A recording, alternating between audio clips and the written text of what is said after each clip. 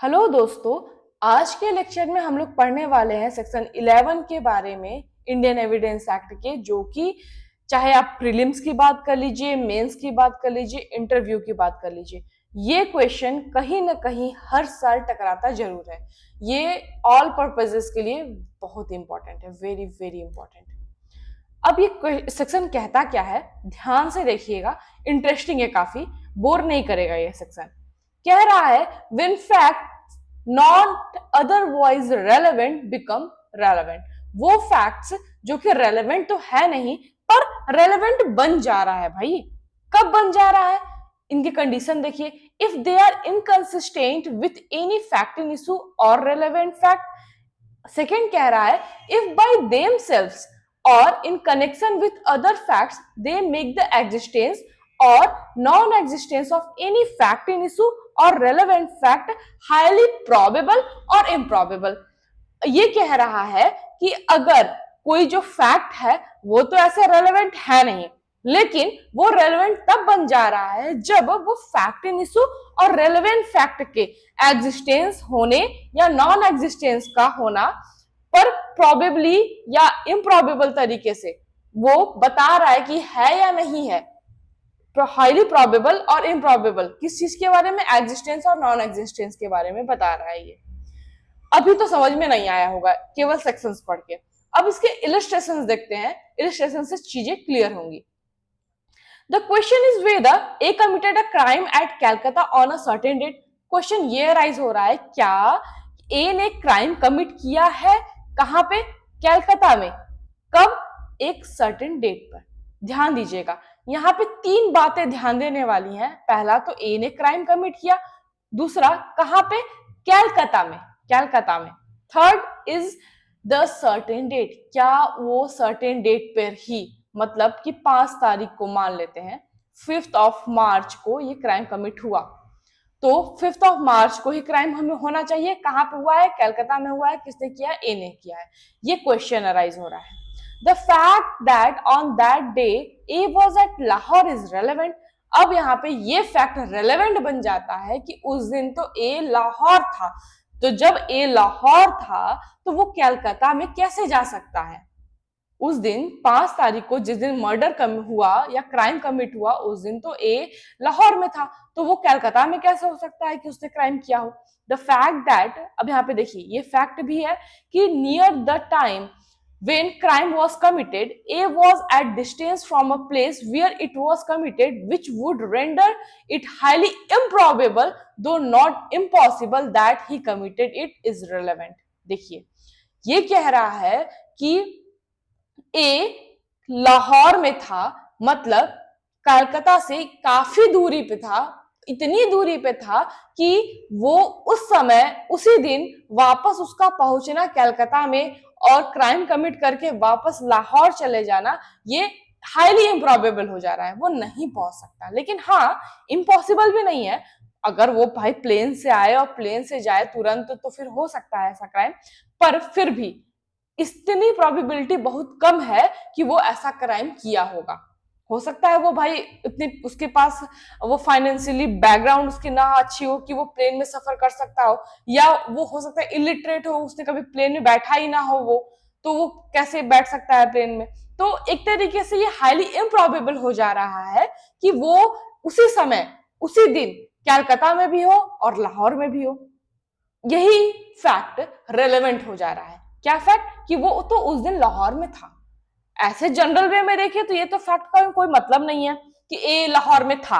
अगर नॉर्मली हम सारे सेंटेंसेस को आगे पीछे से हटा दें और हम ये कहें कि ए तो लाहौर में था, तो ये बात तो यहाँ पर रेलेवेंट बिल्कुल भी नहीं है। लेकिन हाँ, अगर हम ये कहते हैं कि ए तो लाहौर में था, क्राइम कलकत्ता में कमिट हुआ, लेकिन ए का उसी दिन उसी समय पहुंच पाना, कलकत्ता में क्राइम कमिट करना और वापस लाहौर चले जाना, ये तो हाईली इम्प्रॉबेबल हो जा रहा है। तो यहाँ पे ये जो हमारा सेंटेंस है वो रेलेवेंट हो जाएगा, ए का लाहौर में होना रेलेवेंट हो जाएगा। इसका इलस्ट्रेशन बी देखते हैं। ये कह रहा है the question is whether A committed a crime. Question ये अराइज हो रहा है कि क्या ए ने ही क्राइम कमिट किया है। The circumstances are such that the crime must have been committed either by A, B, C और डी। देखिए अब आ रहा है क्वेश्चन कि ए ने क्या क्राइम कमिट किया, लेकिन सरकमस्टांसेस ऐसे हैं कि वो कह रहे हैं कि शायद क्राइम जो है वो ए के द्वारा भी हो सकता है, बी के द्वारा भी हो सकता है, सी के द्वारा भी हो सकता है, या तो डी के द्वारा भी हो सकता है। एवरी फैक्ट, अब यहां पे देखिए ध्यान दीजिएगा, वो सारे के सारे fact which shows that the crime could have been committed by no one else and that was not committed by either B, C and D is relevant। वो सारे फैक्ट जो कि इस बात को प्रूफ कर रहे हैं कि इस क्राइम को इन्होंने नहीं किया है, वो रेलेवेंट हो जाएंगे। जैसे कि वो तो वहां पर था ही नहीं, वो तो वहां पे प्रेजेंट था ही नहीं, वहां जिस समय क्राइम कमिट हुआ, वो तो लंदन में बैठा था, क्राइम कमिट हुआ है दिल्ली में, तो उनके पास इतना समय ही नहीं था कि वो लंदन से आए, क्राइम कमिट करे और वापस लंदन चला जाए। वो सारे फैक्ट जो कि इस बात को प्रूफ कर रहे हो वो रेलेवेंट बन जाएंगे। यहां पे इसको और डिटेल में पढ़ते हैं। इंट्रोडक्शन देखिए, इसका इंट्रोडक्शन ये है कि भाई ये जो भी हम लोग सेक्शन 11 पढ़ रहे हैं इसे कहते हैं प्ली ऑफ एलाबाई। क्या कहते हैं? Plea of alibi. हो सकता है प्रोनाउंसिएशन सबका अलग अलग हो, कोई एलाबी भी कहता है, एलाबाई भी कहते हैं, whatever you want to say you can. Introduction देखिए, लैटिन वर्ड से एलाबाई आया है। इसका मतलब ये होता है कि एल्सवेयर, समवेयर एल्स। वो जो व्यक्ति है जो क्राइम कमिट किया है, जिसके ऊपर शक जा रहा है कि इसी ने किया होगा ये क्राइम, वो तो कहीं और था। Is used by the accused as a defence in a criminal proceeding. अब कौन डिफेंस में यूज करेगा कि मैं तो कहीं और था? ये तो ऑब्वियसली अक्यूज्ड ही डिफेंस में बताएगा कि मैं तो क्राइम के समय कहीं और था, क्रिमिनल प्रोसीडिंग के दौरान बताएगा।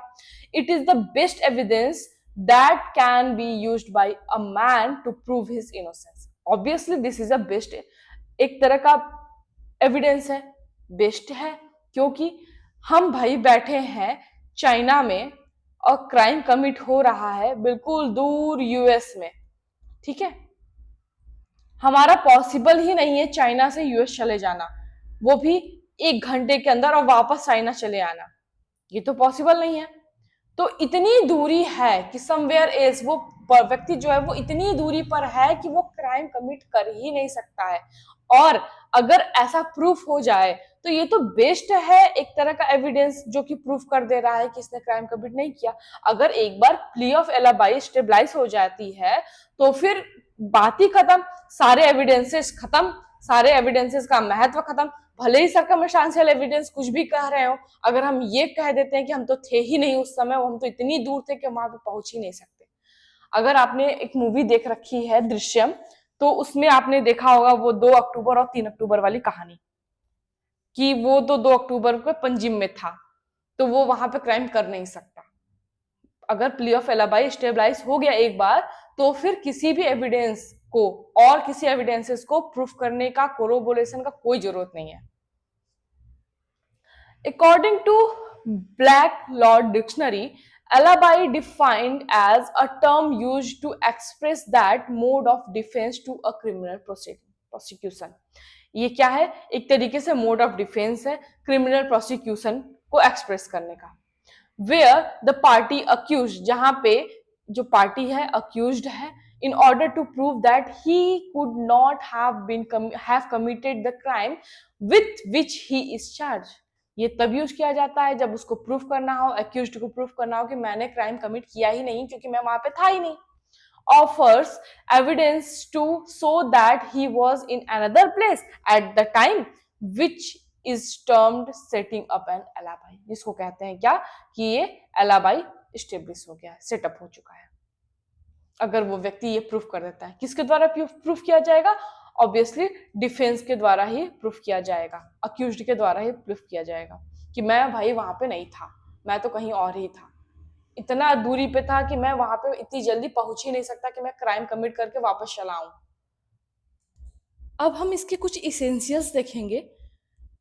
अ crime should have been alleged which is punishable by law.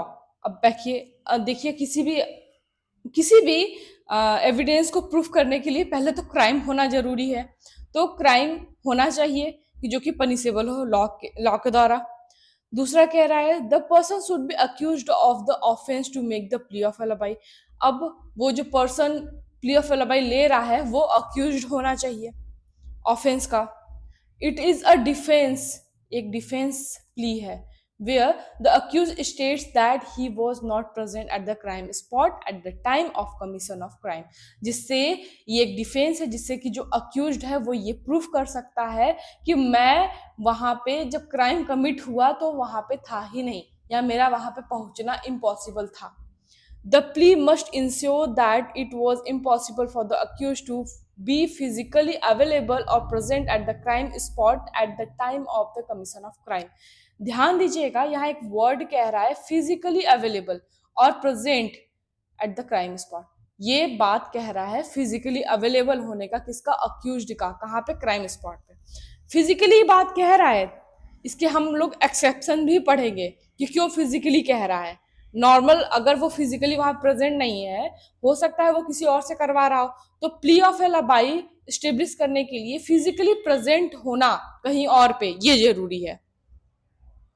Evidence should be provided supporting the claim of the accused in the plea that he or she was not present at the crime spot। अब evidence होना चाहिए, बिल्कुल होना चाहिए plea of alibi को establish करने के लिए।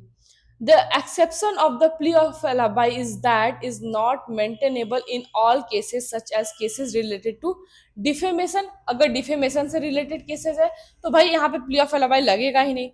मैट्रिमोनियल से रिलेटेड केसेस है या फिर कंट्रीब्यूटरी नेग्लिजेंस से रिलेटेड केसेस है, तो ये है भाई एक्सेप्शन प्ली ऑफ एलाबाई के कि यहाँ पे नहीं अप्लाई होता। ऑब्वियसली अगर डिफेमेशन का केस है, कोई व्यक्ति जो है वो दूर रह करके भी डिफेमेशन कर सकता है। मैट्रिमोनियल डिस्प्यूट्स में नहीं अप्लाई हो सकता है, नेग्लिजेंस के डिस्प्यूट में नहीं अप्लाई हो सकता है ये। Alibi should be immediate which means at the earliest possible opportunity and not be an afterthought। मतलब कि एलाबाई जो होगा, जो डिफेंस लेगा, जो कि अक्यूज्ड होगा, वो भाई जितनी जल्दी हो सके उतनी जल्दी डिफेंस लेना चाहिए, अपॉर्चुनिटी उठाना चाहिए एलाबाई का। The plea of alibi should be taken at the initial stage of preliminary hearing of the framing of charge, therefore it will have more weightage. अगर कोई शुरू में ही जाते ही कोर्ट में ये कह देता मैं तो वहां पे था ही नहीं, तो भाई उस बात की बात अलग होगी कि आपने कह दिया कि हाँ आप नहीं थे, शुरू में ही आपने कहा था। लेकिन अब भाई प्रोसीडिंग चल रही है, महीने बीत गए, 2 महीने बीत गए, 3 महीने बीत गए, 3 महीने बाद आप ये कहते हैं कोर्ट में आकर के कि मैं तो वहां पे था ही नहीं, तो भाई कोर्ट ये कहेगी आप 3 महीने पहले कहाँ थे भाई, 3 महीने पहले ही आपको ये बात बताना चाहिए था। तो वेटेज जो है वो कम हो जाता है। तो प्ली ऑफ एलाबाई का जो डिफेंस है वो इनिशियल स्टेज पे उठाना है पार्टी को। डिले ऑफ रेजिंग एलाबाई, अगर डिले हो रहा है तो क्या होगा? If the accused delays in filing a plea of alibi, then the credibility of the alibi decreases because as time goes, the possibility of forgetting details, what happened a week or a month or a year ago are high। Proving alibi beyond reasonable doubt helps in getting a person out of the case। देखिए ये तो भाई human का ही दिमाग है ऐसा कि वो धीरे धीरे समय के साथ चीजों को भूलता जाता है। तो अगर बाद में कोई रेस कर रहा है इस इशू को, तो भाई पहले तो ये बात है कि याद तो पहले ही आता है, शुरू में ही आता है, बाद में थोड़ी याद आता है कि मैं वहां पे नहीं था। और दूसरी बात धीरे धीरे मेमोरी जो होती है वो फेड होती जाती है। तो जब फेड होती जाएगी मेमोरी तो फिर उसका जो वेटेज है वो कम होता जाएगा, जो कि हमने ऊपर वाले पोर्शन में पढ़ा। However, the alibi couldn't be weakened due to a merely delayed disclosure. अब ऐसा भी नहीं है कि अगर आपने लेट में डिस्क्लोज किया इस बात को कि मैं वहां पे नहीं था, हो सकता है भाई आपको बाद में ही याद आया हो, बाद में ही पता चला हो, बाद में चीजें क्लियर हुई हो, तो इसका मतलब ये नहीं है कि एलाबाई जो है वो वीक हो जा रहा है। ठीक है, केवल आपने डिले कर दिया डिस्क्लोजर से, हाँ वो कुछ वीक हो सकता है, लेकिन डिपेंड करेगा कि आपके सर्कमस्टांसेस कैसे थे। आपने देखा होगा जितने भी आपने एविडेंसेस में रूल अभी तक पढ़ रखे हैं उसमें सर्कमस्टांसेस पर बेसिस ज्यादा होता है, बेस्ड चीजें। The accused should file a plea of alibi before the trial so that sufficient time is available for investigation. अब देखिए अक्यूज्ड को ट्रायल से पहले ही बताना होगा कि मैं वहां पे नहीं था, जिसकी वजह से जो इन्वेस्टिगेशन है वो अच्छी तरीके से हो सके। if there is no evidence to support the alibi or plea of alibi found to false fabricated then it may go against the accused. अब भाई आपने बोल दिया कि मैं तो वहां पे था ही नहीं, पर आपके पास कुछ भी ऐसा प्रूफ नहीं है जो कि ये बता सके कि आप वहां पे नहीं थे, तो अब ये आपके अगेंस्ट में भी हो सकता है यूज। हो सकता है कोर्ट ये मान ले कि आप फैब्रिकेट करने की कोशिश कर रहे हैं, आप फॉल्स इंफॉर्मेशन दे रहे हैं या कोर्ट को डेविएट करने की कोशिश कर रहे हैं, गुमराह कर रहे हैं कोर्ट को, तो ये अक्यूज्ड के अगेंस्ट में भी यूज हो सकता है। A plea of alibi can be raised by accused of an alleged offence. ये देखिए आपने तो ये पढ़ ही रखा है कि जो प्ली ऑफ एलाबाई होगा वो अक्यूज्ड के द्वारा ही उठाया जाएगा। In order to make this plea, the accused should be at the place that is far away from the place of commission of crime and cannot be physically available at the crime spot at that time. Means अब वो इतनी दूर होना चाहिए accused कि वो physically इतनी दूर है कि वो वहां पे पहुंच ही नहीं सकता किसी भी तरीके से भाई, है ना, इतनी दूर है वो। जैसे कि हमने आपको बताया कि ये दिल्ली में बैठा हुआ है अक्यूज्ड जिसके ऊपर क्राइम का चार्जेस लगे हैं, और जो क्राइम कमिट हुआ है भाई वो केरल में हुआ है। तो जब क्राइम केरल में हुआ है और अक्यूज्ड दिल्ली में बैठा है तो कम से कम दिल्ली से केरल जाने में उसे 5 से 6 घंटा या हो सकता है 10 घंटे भी लग जाए, अगर प्लेन से नहीं जाता है वो, अगर फ्लाइट से नहीं जा रहा है तो हो सकता है उसे 2 दिन लग जाए वहां से जाने आने में, 2 दिन लग जाए जाने में, केवल आने में 4 दिन लग जाए। तो इतना दूर है वो दिल्ली में बैठा कि वो केरल नहीं पहुंच सकता जहां पे क्राइम कमिट हुआ। तो भाई अगर वो इस तरह का डिफेंस ले लेता है तो बिल्कुल वो बच जाएगा, इस तरह का डिफेंस जो है वो रेलेवेंट हो सकता है। The credibility of the plea of alibi increases if the accuse take the plea at the earlier stage of judicial proceeding. हमने पढ़ रखा है कि अक्यूज अगर पहले ही ले लेता है इसका एज अ डिफेंस यूज कर लेता है प्ली ऑफ एलाबाई को, तो भाई एक तरह से क्रेडिबिलिटी है, एक तरह से अक्यूज्ड को उसका फायदा मिलेगा। This stage could be at the stage of framing of charge, preliminary hearing, hearing से स्टार्टिंग में जब प्रिलिमिनरी हियरिंग होती है उस दौरान ही, या चार्ज फ्रेमिंग के दौरान ही, या इसके पहले ही बता दे कि मैं वहां पे नहीं था। Moreover if the plea is not supported by the appropriate evidence then there is a rare chance it would be accepted. देखिए अब प्ली ऑफ एलाबाई जगह अगर आपको इतना अच्छा वेटेज दे रहा है, इसका मतलब ये है कि आपको प्ली ऑफ एलाबाई तो कम से कम अच्छी तरीके से प्रूफ करना होगा।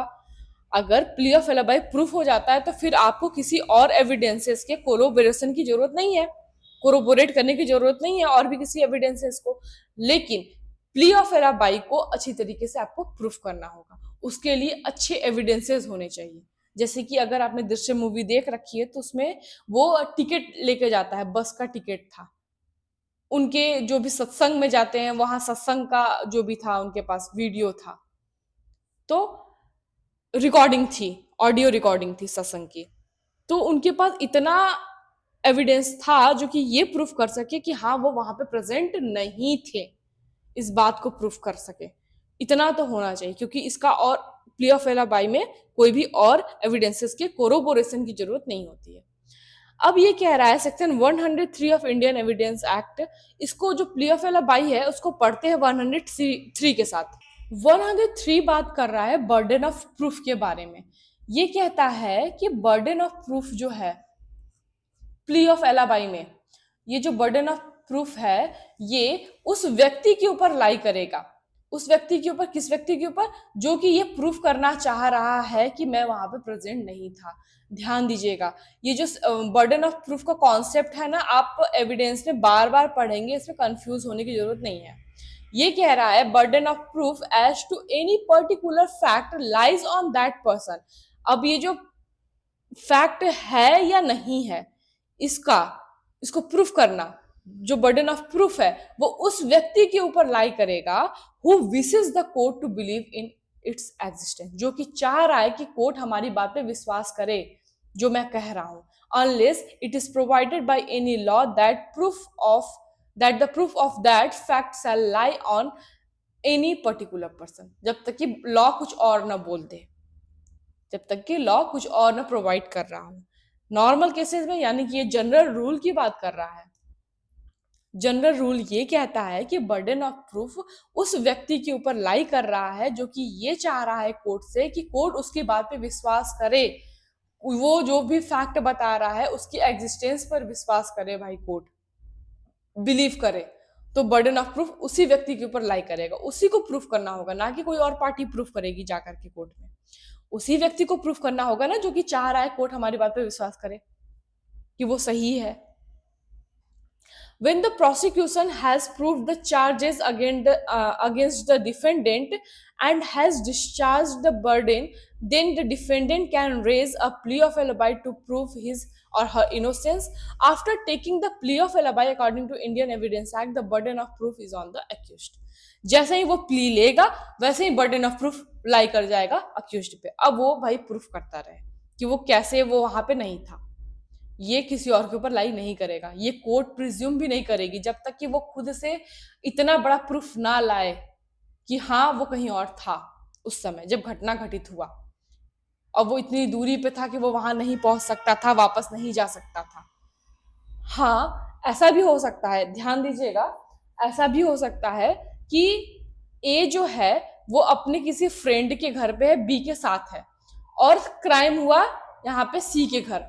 हो सकता है कि दोनों के जो घर के बीच में केवल 1 घंटे का गैप हो, लेकिन ए और बी दोनों साथ में थे, इस बात का प्रूफ ए के पास है। बी जो है वो एक तरह से विटनेस है, गवाहदार है, वो जाकर के बता देगा कोर्ट में कि हाँ ए तो मेरे साथ ही था इतने देर में, इस टाइम के बीच में, तो ए तो कभी वहां सी के पास जा ही नहीं सकता है, क्राइम कमिट कर ही नहीं सकता है। तो इस तरीके भी की चीजें भी प्ली ऑफ एलाबाई में आएंगी और इस तरीके की चीजें भी रेलेवेंट हो जाएंगी।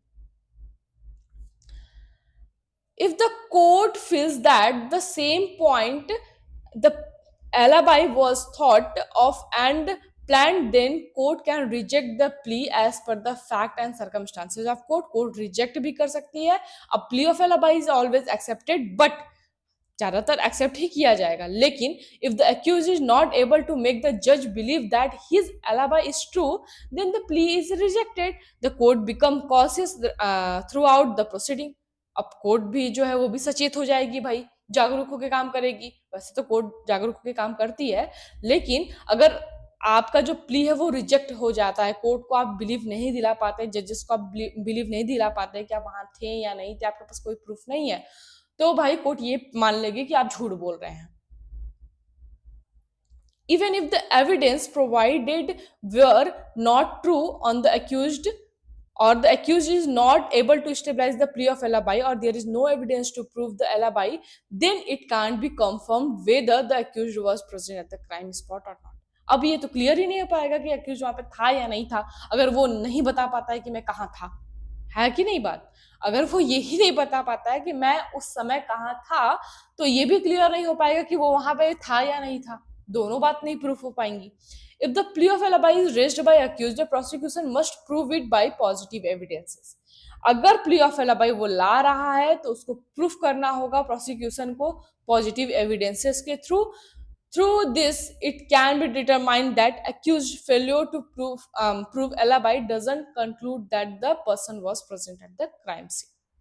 ओके एक केस है इसमें, Dudhnath Pandey versus state of UP का, जो कि इसके इलस्ट्रेशन 1 पर डिपेंड करता है। ये कह रहा है accuse has to create sufficient doubt that he might not be at the place of crime. Accused को इतना डाउट क्रिएट करना पड़ेगा कोर्ट के माइंड में कि वो क्राइम सीन पे जब क्राइम कमिट हुआ तो वहां पे अवेलेबल नहीं था भाई, वो कहीं और था। This doubt will defeat the prosecution case. केवल इस डाउट के बेसिस पर पूरे प्रोसिक्यूशन का केस जो है वो डिफीट हो सकता है, अगर अक्यूज्ड एक बार भी ये प्रूफ कर जाए कि हाँ भाई वो क्राइम सीन पर नहीं था, वो कहीं और था, वो इतनी दूर था कि वो वहां पे नहीं आ सकता। तो अगर एक बार भी ये प्रूफ हो जाएगा तो कोर्ट के माइंड में एक डाउट चला जाएगा और प्रोसिक्यूशन केस हार सकता है। Plea of alibi doesn't apply in cases of common intention। ध्यान दीजिए, very very important. Plea of alibi common intention के केसेस पर अप्लाई नहीं होता। कॉमन इंटेंशन जो कि 34 ऑफ आईपीसी में मेंशन है। आईपीसी अगर हम लोग पढ़ेंगे तो उसमें हम लोग देखेंगे 34 क्या कह रहा है, वेरी इंपॉर्टेंट सेक्शन है। तो ये प्ली ऑफ alibi इस पे अप्लाई नहीं होता है, जो कि ये कहता है कि को accuse need not be present at the crime site. जो कि ये कह रहा है कि को अक्यूज्ड को क्राइम साइट पे प्रेजेंट होने का कोई जरूरत नहीं है। Only requirement is common intention of both accused in their active participation. केवल इतना ही जरूरी है कि उन दोनों का कॉमन इंटेंशन था क्राइम करने का और वो दोनों एक्टिवली पार्टिसिपेट किए थे उस क्राइम को कमिट करने में। इतना ही काफी है सेक्शन 34 को स्टेब्लिश करने में। और 34 एक्सेप्शन में आता है, प्ली ऑफ एलाबाई इन केसेस पर अप्लाई नहीं होता है, इन क्राइम्स पर अप्लाई नहीं होता है। द पार्लियामेंट अटैक केस ये है, terrorist are being held over phone by other person sitting away. ये पार्लियामेंट अटैक केस आपने सुन रखा होगा कि जिसमें जो कुछ टेररिस्ट का ग्रुप था जो कि कुछ जो थे वहां पे क्राइम सीन पर थे, और जो उसमें से और दूसरा टेररिस्ट था वो फोन के थ्रू इन लोगों को गाइड कर रहा था कि तुम यहाँ जाओ, ये क्राइम करो, कैमरा से देख रहा था यहाँ पे अभी फोर्स है नहीं है, तुमको यहाँ जाना चाहिए, भागो वहां से, ये सारी चीजों को गाइड कर रहा था। तो ये जो केस हुआ था ये कॉमन इंटेंशन का केस था जो कि 34 आईपीसी के अंदर आता है, और ये एक्सेप्शन के अंदर आ जाएगा प्ली ऑफ एलावे में। अब वो ये नहीं ले सकता कि मैं तो वहां पे था ही नहीं तो मैं तो उसमें शामिल नहीं हूँ। नहीं भाई, अगर तुम्हारा कॉमन इंटेंशन है तो तुम वो क्राइम कमिट किए हो, कोर्ट ये मान के चलेगी। ये वहां पे दलील नहीं ले सकते कि मैं तो वहां पे था नहीं, मैं तो केवल फोन से उन लोगों को गाइड कर रहा था, मैंने तो कोई क्राइम कमिट किया ही नहीं, मैंने तो किसी की हत्या की ही नहीं। ऐसा वो नहीं कर सकता, ये डिफेंस नहीं ले सकता प्ली ऑफ एलाबाई का। तो इसके आपको कुछ एक्सेप्शंस याद रखने हैं कि भाई ये कॉमन इंटेंशन पे अप्लाई नहीं होता, मैट्रिमोनियल केसेस पे अप्लाई नहीं होता, और जो भी हमने ऊपर देख रखा है उन सारी चीजों पर अप्लाई नहीं होता, चाहे डिफेमेशन वगैरह पे अप्लाई नहीं होता, नेग्लिजेंस पे नहीं होता। एक और केस है Desai Shiva Prasad Reddy versus public prosecutor of Andhra Pradesh high court का केस है। Failure to stabilize alibi doesn't ipso facto proves that the person was at the crime scene या फिर क्राइम प्लेस।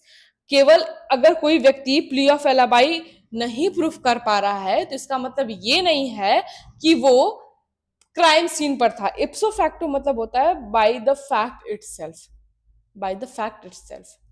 तो इसका मतलब ये नहीं, ये लैटिन वर्ड है, सॉरी लीगल मैक्सिम है, आपको इसे याद रखना है, बाय द फैक्ट इटसेल्फ, इसका मतलब ये होता है। ठीक है, कहीं कहीं लीगल मैगजिम्स भी आ जाते हैं तो आपको जानना चाहिए, वर्ड्स जो है मैगजिम्स जो है वो आप याद रखे रहा करिए, या फिर इसका अलग एक नोट्स बना लीजिए जहाँ पे सारे मैगजिम्स जो है वो लिखे रहे। तो ये कह रहा है कि अगर कोई व्यक्ति ये नहीं प्रूफ कर पाया कि मैं वहां पे नहीं था, इसका मतलब ये नहीं है कि वो क्राइम सीन पर ही था, ये भी तो नहीं है कि वो क्राइम सीन पर था। तो इस बात को अगर अक्यूज्ड प्रूव नहीं कर पा रहा है कि मैं क्राइम सीन पर नहीं था, तो इसका मतलब ये नहीं होता कि वो क्राइम सीन पर था और वो पनिश्ड कर दिया जाए इस बात पर। ओके, आई होप दोस्तों आपको ये सारा जो सेक्शन 11 का केस लॉज हैं, इसके जो हमने इलस्ट्रेशन पढ़ रखे हैं वो सारे चीजें आपको क्लियर हो गई होंगी, इसके सेंसेस भी आपको क्लियर हो गए होंगे। अगर आपको कोई डाउट है तो आप बिल्कुल कमेंट सेक्शन में मुझसे पूछ सकते हैं, या पर्सनल मैसेज करके भी आप डेफिनेटली मुझसे पूछ सकते हैं। थैंक यू वेरी मच दोस्तों for joining and listening my lecture.